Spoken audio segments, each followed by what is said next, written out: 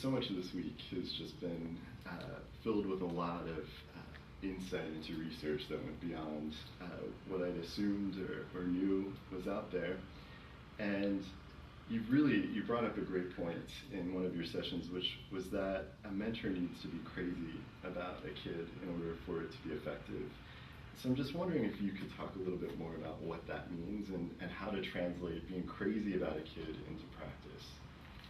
So that crazy quote comes from Bronfenbrenner, right, who had this ecological model. And he just thought that was the most important thing to know about what kids needed. Somebody's got to be crazy about it. Someone in their life. I actually learned that from, I learned Bronfenbrenner's work from a natural mentor in my life, a guy named Michael Nuckola, who's at the University of Pennsylvania. And it's interesting because the other night we were talking, and Tom Keller mentioned him as an example of a great mentor, because what he does, when you sit with him, you feel valuable, you feel like you are someone who is interesting, you feel like, and by the questions he asks, you cast yourself in a light that says you're interesting, you're unique. And I think that that's really what mentors are trying to do. One of my favorite theorists is a guy named Kohut, and from him I get this thing that we use for our cross-age mentoring program, that if mentees can receive from mentors empathy, I say praise, and attention, but praise in terms of encouragement and support and validation. If they receive those things, it really changes the way they feel about themselves. And that leads to all sorts of things. Jean Roseman slipped me a little model that she had drawn, right? And she said, given some of the stuff we're seeing, it looks like the effects of the activities on these outcomes may work their way through changes in self-esteem. And that would be totally consistent with this crazy notion, and it would be totally consistent with Kohut's idea that the self is what you're trying to promote and strengthen, and you do it by paying attention, being empathic, and by validating the other person, praising the things that are really unique and special about them. And I think if mentors can do that, be trained to do that, and be reminded to do that, especially male mentors under the constraints of in school-based mentoring to get goals achieved, I think they'll do that. They'll convey that craziness.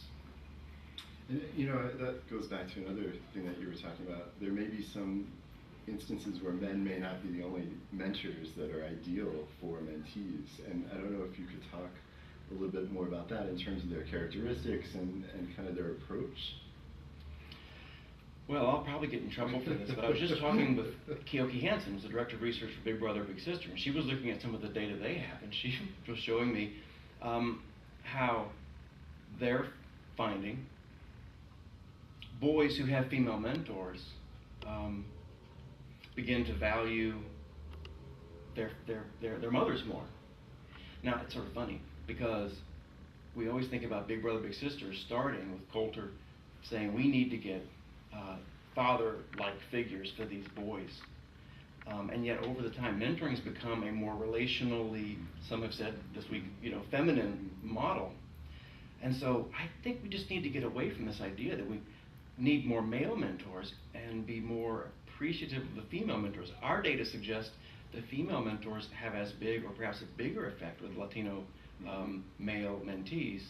And perhaps with what Keoki had found, maybe rather than trying to bring a man into the life of a boy whose father is absent, for whatever that fills or does, maybe a female mentor who provides those qualities that make the kid feel special will improve the relationship that boy has with the person he goes home to every night, a real person. And if that relationship is benefited by having a female mentor, then maybe we're completely off by thinking males need male mentors. And especially given the evidence that men have a tendency to shy away from this, these attention, empathy, right there in your space sort of interactions. It's just hard to justify that we need more male mentors. You hear that all the time. And the other day, when I said this to that group, that that there are really benefits of having a female mentor for boys, this is before I even saw Keoki's sort of numbers, several people came up to me, especially women who were mentors of boys, and said, thank you. That doesn't get said enough. And it really should. We really should appreciate what we have, because what we have is working. Mhm.